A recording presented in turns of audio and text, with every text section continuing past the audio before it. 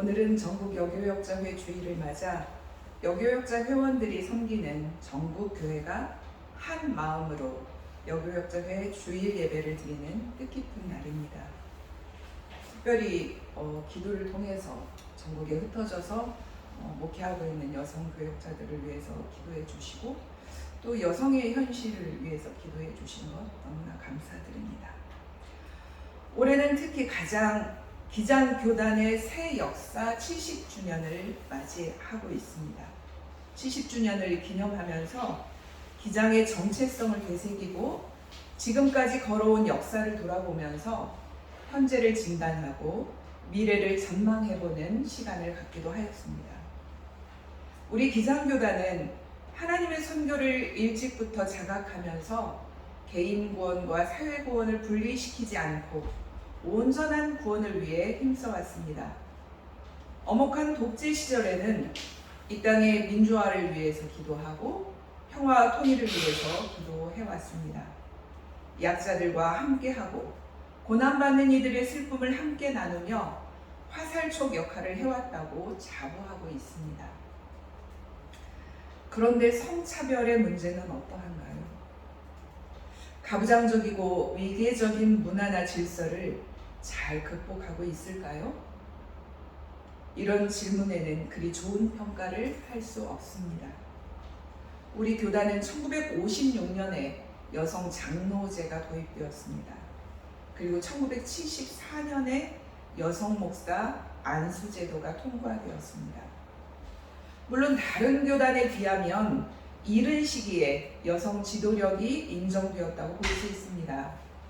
그러나 지금 우리 교단이 약 1600여 개 교회가 있는데요. 1600교회 가운데 여성 담임 교역자들이 목회하고 있는 교회는 120여 개 교회에 불과합니다.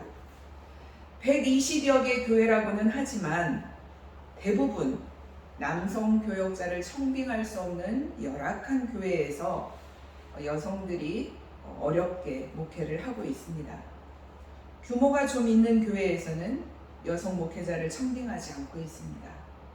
남성 목회자만을 오랫동안 경험한 교우들이기 때문에 여성 목회자를, 여성 담임 교역자를 참 낯설어 합니다. 여성 목회자의 지도력을 인정하지 못하고 있기 때문에 그래서 여성 목회자들에게는 그 기회가 잘 주어지지 않고 있습니다. 우리나라 기독교 선교 초기에는 여성들이 많은 역할을 해왔습니다. 전도부인이라고 불리는 여성 사역자가 선교사들의 지휘를 받으면서 시골에 나가 성경책과 전도 책자를 팔면서 전도를 하였습니다. 지금으로 하면 여성 목회자, 여전도사가 되겠지요. 한국에 복음이 들어오던 1880년, 1890년, 1900년 경에는 봉건, 가부장 사회였습니다. 여성들은 차별받으며 사람 대접을 받지 못했습니다. 그런데 기독교가 여자도 남자와 똑같이 하나님의 형상으로 지음을 받았다. 그리스도 안에서는 남자나 여자나 하나이며 남자나 여자가 구별이 없이 모두 구원을 받는다고 가르쳤습니다. 유교 전통의 가부장 사회에서 여성들에게는 말 그대로 정말 기쁜 복음이었습니다. 복음에 접한 여성들은 사경회를 통해서 배우지 못했던 것들을 배우게 되고요. 한글을 깨우치게 되고 쓸 수 있게 되었습니다. 가장 적극적으로 복음을 받아들인 사람들이 전도부인이 되기 시작했습니다. 여성이 집안에만 갇혀있지 않고 전도부인이 되었다는 것 자체가 당시 신분제와 가부장 사회를 깨뜨리는 일이었기 때문에 가족으로부터 엄청난 박해를 받기도 했습니다. 한 전도부인은 남편에게 매를 맞으면서도 여자도 하나님의 창조물이고 주 예수 그리스도 안에서 여자도 남자와 똑같이 구원을 받을 수 있다는 이 복음을 결코 버릴 수 없다며 끝까지 포기하지 않았습니다. 그분들은 아주 목숨을 걸고 복음을 증언했습니다.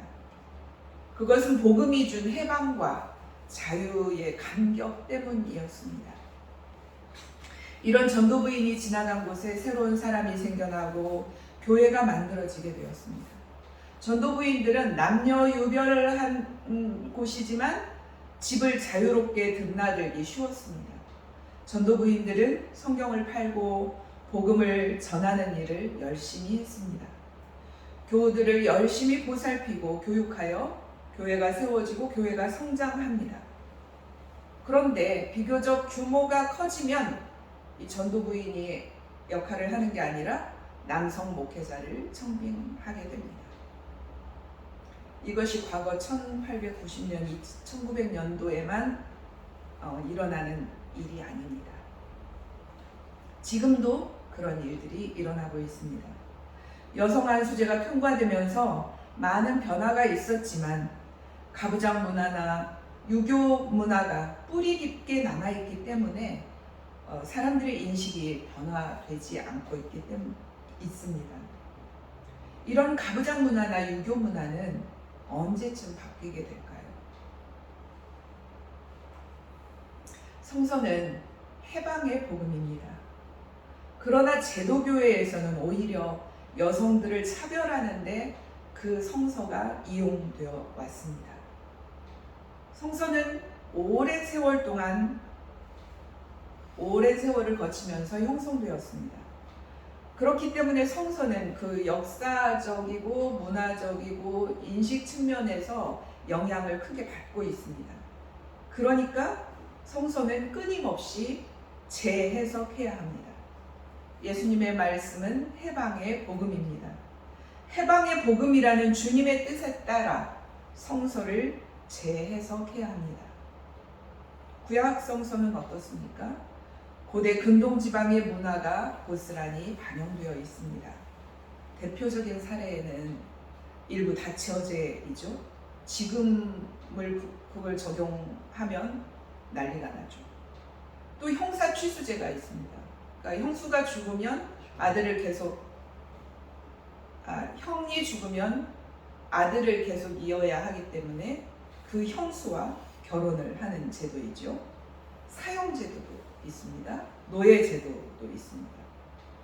또 여성과 아이들은 사람 수에 끼이지 못하는 그런 시대를 살아가고 있었습니다. 신약에 와서도 바울 사도는 노예제도를 반대하지 않았습니다. 오히려 인정하고 있는 모습을 곳곳에서 볼 수 있습니다. 그래서 바울 서신서를 근거로 흑인을 노예 취급하는 것을 아주 오랜 기간 동안 정당화해 왔습니다. 그러나 지금은 그렇지 않죠. 시대의 변화에 따라서 성서는 재해석됩니다. 여성들도 마찬가지입니다. 성서가 기록된 시기의 문화와 역사와 풍습에 따라 지금도 차별하는 인식이 남아 있습니다. 지금 21세기를 살아가고 있는 우리는 성서를 이 시대의 문화와 인식에 맞게 재해석해야 합니다. 정말 하나님의 뜻이 무엇인지, 예수님의 온전하신 그 뜻이 무엇인지를 다시금 해석해내야 합니다. 수많은 해방신학자, 민중신학자, 여성신학자들이 성서를 새롭게 해석하면서 지금에 이르르고 있습니다. 현대는 모든 사람들은 민주적이고 평등한 존재로 인정하는 인권 존중 시대입니다. 우리가 성인지 감수성을 가지고, 인권 감수성을 가지고, 생태 감수성을 가지고 성경을 읽고 있습니까? 문화도 변하고 사람도 변합니다. 그러나 많은 교회들이 여전히 단어 하나하나에 영감이 들어가서 쓰여졌다는 축자 영감설이나 성서는 오류가 하나도 없다는 성서 모호설을 고집하고 있습니다. 2000년 전의 문화에 따라 지금도 여성은 교회에서 잠잠하라 하거나 예배할 때 여성은 머리에 수건을 쓰라고 주장합니다. 보수적인 개신교회나 가톨릭은 여전히 여성 목사, 여성 사제직을 반대하고 있습니다. 오늘 읽은 누가복음 본문은 다른 복음서에서는 소개되지 않은 이야기입니다. 주님께서 18년 동안이나 허리를 펴지 못하고 고생하고 있는 여성을 고쳐준 이야기입니다. 다른 복음서와는 달리 누가복음에서는 여성들과 관련된 이야기를 많이 소개하고 있습니다. 누가복음 1장을 한번 보십시오. 마리아와 엘리사벳의 이야기가 나옵니다. 또 마리아의 창가 이야기도 나옵니다. 2장에는 여예언자가 있었다. 여예언자 안나 이야기가 나옵니다. 7장에는 나인성 과부 이야기가 나오고요. 죄 많은 여성이 예수님의 발에 향유를 부었다는 이야기가 나옵니다. 8장에는 예수님의 활동을 돕고 있는 여성들이 있었다는 기록이 있습니다. 누가는 예수님께서 여성들을 해방시켜 주신 것을 특별히 강조하고 있습니다. 오늘 본문 16절에서는 이 여성을 사탄의 매임에서 풀어주는 것으로 묘사하고 있습니다. 허리가 굽어서 허리를 펴지 못하는 이 여성의 모습을 여러분들 한번 상상해 보십시오. 허리를 펴야 사물을 제대로 볼 수 있습니다. 허리를 펴야 높은 산을 바라볼 수 있습니다. 허리를 펴야 푸른 하늘도 제대로 볼 수 있습니다. 그런데 이 여성은 허리를 펴지 못하고 굽은 상태로 살아갔습니다. 그 이유가 뭘까요? 이 여성이 제대로 허리를 펼 수 없도록 억압하는 것은 어떤 것이었을까요? 이 여성이 신체적으로 건강한 삶을 살지 못하게 억누르는 것은 바로 남성을 중심으로 한 가부장제와 위계 질서는 아니었을까요? 여성의 육체적, 정신적, 영적 치유는 어떻게 가능할까요? 예수님께서 보여주신 대로 성차별적인 종교와 사회 인식의 치유가 함께 이루어져야 하는 것 아닐까요? 여기 본문에서 보면 예수님은 이 여성을 가리켜 아브라함의 딸이라고 부릅니다. 16절에 그렇다면 아브라함의 딸인 이 여자가 18회 동안이나 사탄에 매여 있으니 안식일에라도 이 매임을 풀어주어야 하지 않겠냐 하고 회당장에게 반문합니다. 신약성서 전체를 통해서 아브라함의 딸이라고 기록되는 것은 이곳밖에 없습니다. 신약의 다른 곳에서는 보통 아브라함의 자손, 아브라함의 아들들이란 용어를 사용하고 있습니다. 그런데 여기에서 대조적으로 이 여성을 예수님께서는 아브라함의 딸이라고 부릅니다.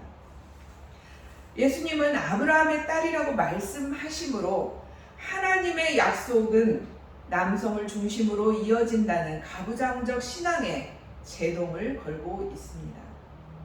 이 병들었던 여성, 신체 장애가 있던 이 여성도 분명히 하나님의 약속의 자녀라는 사실을 인정해 주신 것입니다.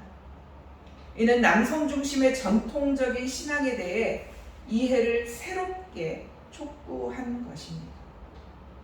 아브라함의 아들들과 더불어 딸들도 동등하게 아브라함의 자녀임을 말씀하고 있습니다. 여자나 어린이를 사람 수에 포함시키지 않던 그 시대에 예수님은 이런 말씀을 하신 것입니다.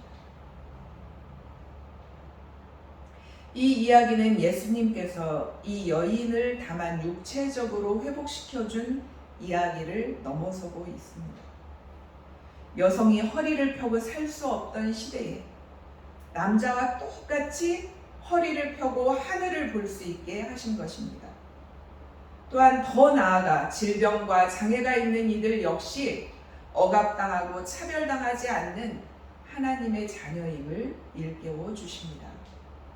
이제 우리는 가난이나 신분, 인종, 질병과 장애, 그 어떤 사회적 편견 등으로 인해서 약자들이 허리를 굽히며 사는 이 세상을 바꿔가야 합니다. 허리를 펴고 당당하게 하늘을 바라보며 살아갈 수 있기를 원합니다. 그런데 여기서 보면 이 여성이 도움을 요청한 것도 아닙니다. 다른 사람이 예수님께 고침을 간청하지도 않고 있습니다. 오히려 먼저 예수님께서 이 여성을 먼저 보시고 가까이 불러서 고쳐주셨습니다. 여자여, 너는 병에서 풀려났다고 말씀합니다. 여기서 풀려났다, 놓였다 하는 말은 자유함을 얻었다, 해방되었다 하는 뜻입니다. 이어서 주님은 그 여자에게 손을 얹어주시고 안수를 하시죠. 먼저 말씀으로 일깨워 주시고 이후에 안수를 통해서 이 여성의 허리를 펴게 하셨습니다. 예수님께서는 허리를 펴지 못하고 하늘을 바라보지 못하게 하는 정신적인 신체적인 요소를 제거해 주셨습니다. 지금 우리는 어떻습니까? 우리는 허리를 펴고 하늘을 바라보며 살고 있습니까? 우리는 정신적으로, 신체적으로 온전한 자유를 누리는 해방된 삶을 살고 있습니까? 허리를 펴고 하늘을 볼 수 있다는 것은 어떤 삶을 의미할까요? 어떤 상상을 해볼 수 있습니까? 허리를 펴고 하늘을 볼 수 있다는 것은 새로운 세계가 열렸음을 의미합니다. 무한한 가능성과 희망을 보게 합니다. 이 여성은 또한 예수님을 통해서 역사하신 하나님께 영광을 돌렸다고 기록하고 있습니다. 어쩌면 이 여성은 자신의 허리뿐 아니라 목소리도 다시 되찾은 것 같습니다. 굽었던 허리를 펴니 하늘을 볼 수 있습니다. 하늘을 보는 자유와 기쁨을 누리게 되니 감사가 저절로 나옵니다. 이 여성은 하나님께 감사할 수 있는 자유, 하나님의 영광을 선포할 수 있는 목소리를 회복하였습니다. 우리는 여기서 한 단계 더 나아가게 됩니다. 구약성서 시편 33편의 말씀 속에서 시편은 주님은 정의와 공의를 사랑하시는 분, 주님의 한결같은 사랑이 온 땅에 가득하다고 말씀합니다. 주님은 말씀으로 하늘을 지으시고 입김으로 모든 별을 만드셨으며 바닷물을 모으시고 그 깊은 물을 창고 속에 넣어두셨다라고 고백합니다. 온 우주 만물을 창조하신 하나님은 정의와 공의를 사랑하시는 분이시고 사랑이 가득한 분이시라는 것입니다.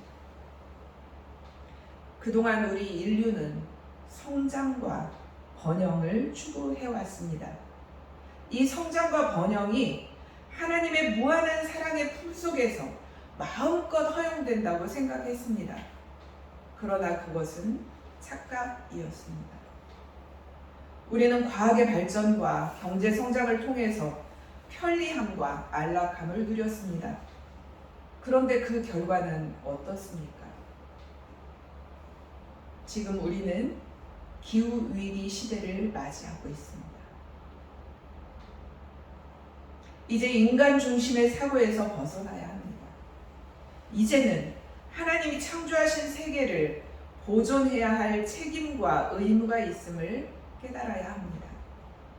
하나님은 인간만을 위해서 이 세상을 아름답게 창조하신 것이 아닙니다.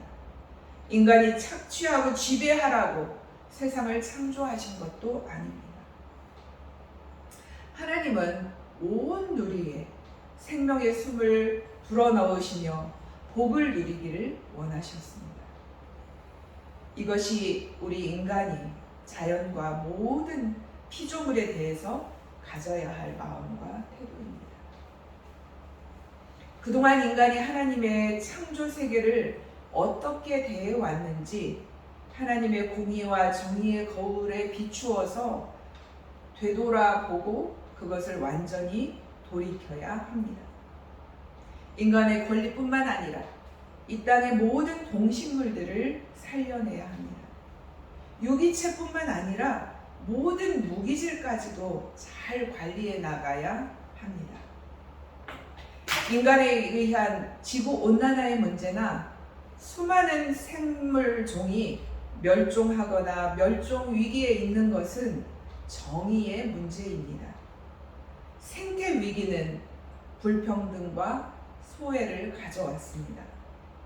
인류의 풍족한 생활을 위해 자연을 착취함으로써 인간에 의해 자연이 소외되었습니다. 풍족한 생활이 모든 인류에게 공평하게 보장된 것도 아닙니다. 부유한 나라, 그리고 가진 사람들은 풍족한 삶을 누리고 안락한 삶을 누리지만 그에 반해서 가난한 나라의 사람들, 가난한 사람들은 그렇지 못합니다. 오롯이 기후 위기를 이들이 경험하고 있습니다. 인간에 의한 인간의 소외와 불평등이 일어나고 있는 것입니다. 이렇듯 인간의 탐욕에서 비롯된 생태계 파괴는 인간과 자연을 모두 소외시키면서 하나님의 정의가 과연 무엇인지 묻게 합니다. 우리 인간이 만들어낸 문명사회가 하나님의 아름답고 사랑스러운 창조 세계를 망치고 있습니다. 동시에 인간과 인간 사이의 관계도 깨뜨리고 있습니다. 이런 인간과 지구의 위기 앞에서 교회의 사명은, 우리의 임무는 어디에 있을까요? 로마서 8장 19절에서는 피조물은 하나님의 자녀들이 나타나기를 간절히 기다리고 있습니다. 생명 있는 모든 피조물이 탄식하며 하나님의 구원을 고대하고 있습니다. 우리 그리스도인들은 매일 매 순간 들려오는 피조물의 탄식 소리에 귀를 기울여야 합니다.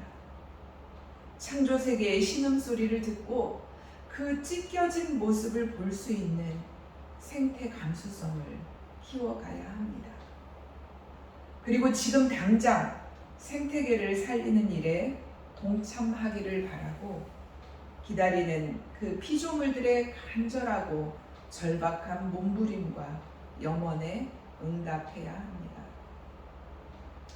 우리는 코로나 이후 시대를 살면서 어떻게 지속 가능한 지구별에서 다른 생명체들과 함께 잘 살 수 있을지를 고민하며 지금 우리가 하는 행동이 앞으로 우리 삶에 혹은 우리 후손의 삶에 막대한 영향을 줄 것이라고 확신하게 되었습니다. 우리는 지금 참 어둡고 절망적인 가운데 살아가고 있습니다. 여러분들은 어떤 생각이 드십니까?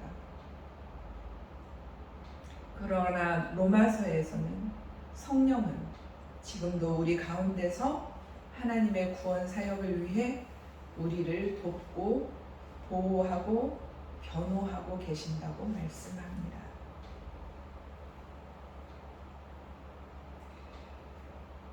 박노해 시인은 이렇게 노래합니다.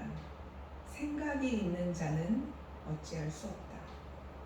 생각으로부터 인간의 길이 열리고 생각을 일으켜 모든 것이 시작되고 생각의 높이에서 그 존엄이 빛나기를. 우리는 우리가 살아가는 이유, 우리 존재의 이유를 하나님 뜻에 비추어서 생각하며 또 묻고 물으며 살아야 합니다. 벌어지는 현상에 그저 안일하게 순응하지 않고 하나님 사랑에 비추어서 우리 각자를 성찰하며 삶을 변화시켜 가야 합니다. 지난 주간에 저는 하나 대천 리조트에서 열렸던 우리 교단의 목사 수련생 집중교육에 다녀왔습니다. 이것은 목사로 임직받기 전 단계로 2년 동안 인턴 교육을 하고 있는데요. 인턴으로 목회를 하면서 1년에 한 번씩 4박 5일 동안 모여서 집중 교육을 하고 워크숍도 하고 강의도 듣는 그런 시간입니다. 저는 총회 고시위원이라서 지난 화요일에 운영위원과 목사 수련생과의 만남의 시간을 진행했습니다. 여기에서도 모든 운영위원들이 남성들이었지만 많은 노력 끝에 여성 한 명이 여성 대표로 들어가서 일을 하고 있습니다. 여성 목사 수련생이 지금 전체 수련생 가운데 한 30%를 차지하고 있습니다. 그러니까 아마도 고시위원회 여성 운영위원들도 그 수만큼 늘어나야 하겠지요. 아직 갈 길은 멀고 멉니다. 그렇지만 저 한 명이었지만 그 인턴생들이 가지고 있던 고민이나 그리고 새로운 어떤 문제 제기 제안을 이걸 어떻게 하면 풀어갈 수 있을지를 저에게 상의를 해주니 참 고맙고 고마운 일입니다. 어떤 일이 있었냐면요. 이 교육 시간에 외부에서 온 강사가 그 설교에 대해서 가르쳤습니다. 그리고 설교의 좋은 사례를 들면서 문제가 좀 있었습니다. 동성애자를 왜곡해서 강의를 했고요. 동성애 때문에 에이즈가 창궐했고 나중에 멸망에 이르게 된다는 어처구니 없는 말을 했다고 합니다. 그리고 또한 조현병이 있는 여성이나 신체 장애인을 안쓰럽게 표현하면서 비하하듯이 이야기하였다고 했습니다. 인턴생들은 이것을 들으면서 아직도 모든 사람들을 하나님의 귀한 형상으로 바라보지 못하고 아주 쉽게 예화 속에서 이야기를 하는 것을 들으면서 그냥 거기에 머물지 않고 변화를 위한 문제 제기를 했습니다. 이러한 인권 감수성, 성인지 감수성, 생태 감수성으로 나 자신을 먼저 바라보고 나를 끊임없이 성찰해 가야 합니다. 또한 그것뿐만 아니라 세상을 바라보는 것이 변화의 시작이라고 생각합니다. 늘 끊임없이 나를 성찰하고 세상을 바라보면서 변화를 꿈꾸는 것이 굽은 허리를 펴고 하늘을 보게 하시는 예수님의 뜻이고 사랑입니다.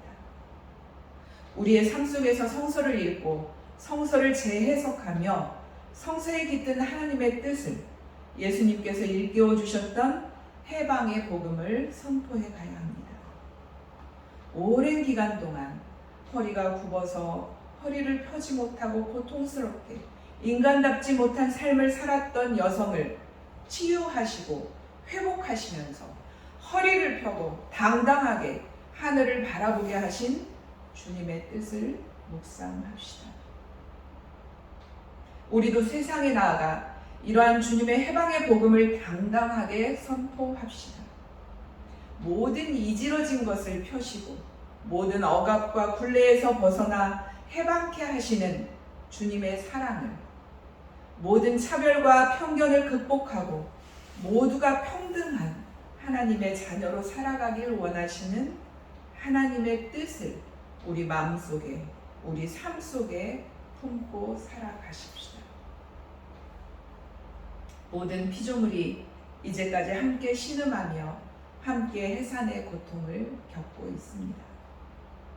피조물들은 우리와 같은 하나님의 자녀들이 나타나기를 간절히 기다리고 있습니다.